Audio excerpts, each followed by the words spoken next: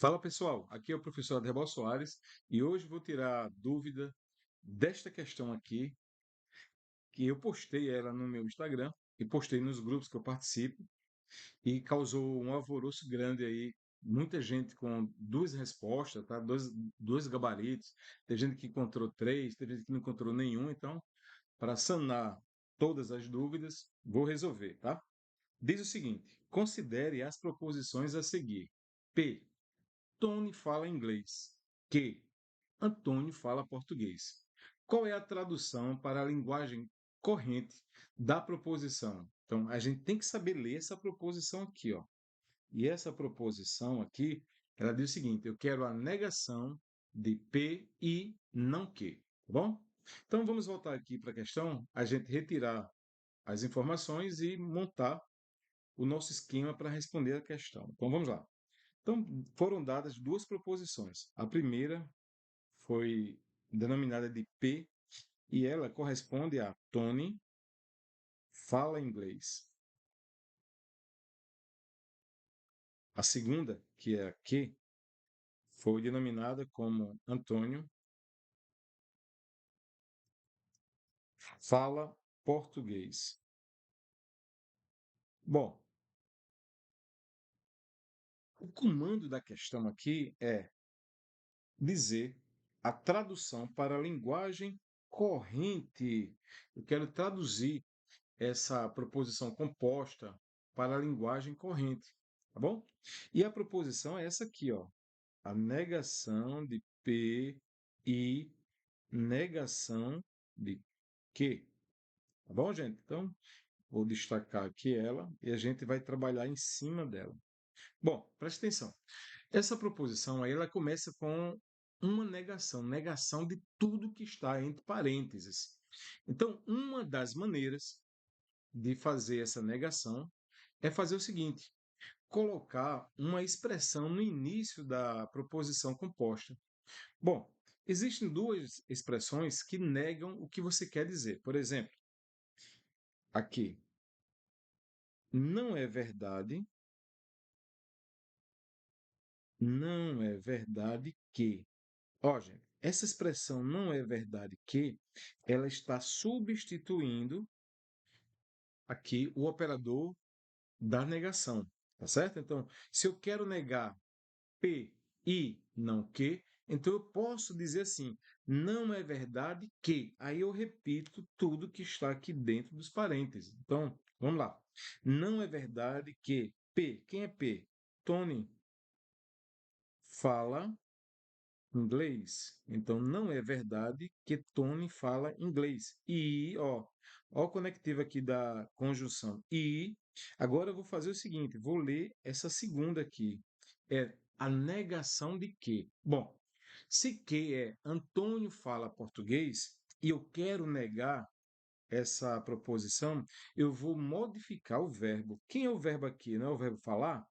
Então, para modificar o verbo falar, basta colocar a partícula não na frente dele, tá? Então fica assim: Antônio não fala português. Essa frase aqui, Antônio não fala português, é a negação de que. Então vamos lá, eu vou negar que. Se que é Antônio fala português, eu quero negar, então eu falo assim: Antônio não fala português. Bom, pronto, respondido. Tá bom? Então, a negação de P e não que é: não é verdade que Tony fala inglês e Antônio não fala português. Gabarito aqui, ó, na letra A. Certo, gente? Então, outra maneira de representar a linguagem corrente dessa expressão aqui, ó, dessa expressão que é uma proposição negativa, tá? É a negação de uma proposição composta. Poderia ser assim, ó, no lugar de não é verdade que, eu posso dizer assim, é falso. É falso que. Aí eu coloco Tony, novamente, ó, fala inglês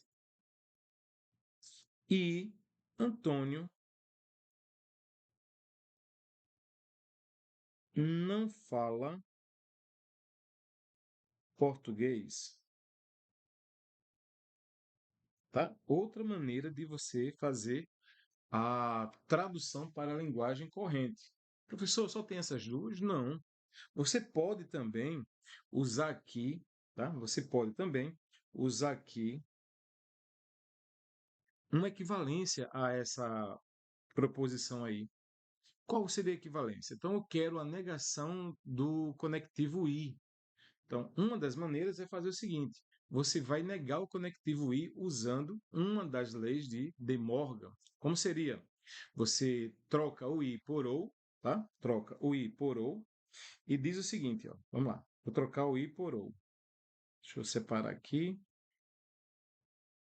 Seria mais ou menos assim: troca o i por ou e nega todo mundo. Então, vou negar a primeira proposição e vou negar a segunda. Ó, se a primeira é P e P diz que Tony fala inglês, então seria assim: eu vou negando ela, tá?